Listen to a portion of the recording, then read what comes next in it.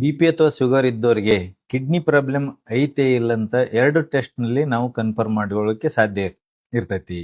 ಒಂದು urine examination, ಇನ್ನೊಂದು blood test ಅಲ್ಲಿ ಕ್ರಿಯಾಟಿನಿನ್ ಅಂತ ಮಾಡ್ತೀವಿ.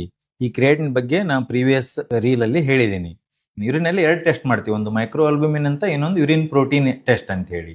ಈ ಯೂರಿನ್ ಅಲ್ಲಿ ಮೈಕ್ರೋ ಆಲ್ಬುಮಿನ್ ಅಥವಾ ಪ್ರೋಟೀನ್ ಪಾಸಿಟಿವ್ ಬಂದದಂದ್ರ ಕಿಡ್ನಿ ಆಲ್ರೆಡಿ ಡ್ಯಾಮೇಜ್ ಶುರು ಆಗಿದೆ ಅಂತ ತಿಳ್ಕೊಬೇಕಾಗ್ತೈತಿ.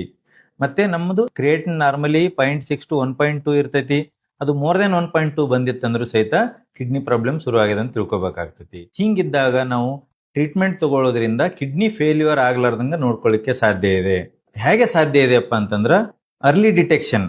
ಎರಡನೇದ್ದು ಬಂದ ಮೇಲೆ ಶುಗರ್ ಬಿ-ಪಿ ಕಂಟ್ರೋಲ್ ಇರಬೇಕು, ನಾವು ಜೀವನ ಶೈಲಿ ಬದಲಾವಣೆ ಮಾಡ್ಕೋಬೇಕು, ತಜ್ಞ ವೈದ್ಯರಿಂದ ಸರಿಯಾದ ಟ್ರೀಟ್ಮೆಂಟ್ ತಗೋಬೇಕು. ತಗೊಂಡ್ರೆ ನಾವು ಕಿಡ್ನಿ ಫೇಲ್ಯೂರ್ ಇಂದ ನಮ್ಮ ದೇಹಕ್ಕೆ ಆಗುವಂತ ಅನಾಹುತಗಳನ್ನು ತಪ್ಪಿಸಬಹುದಾಗಿದೆ.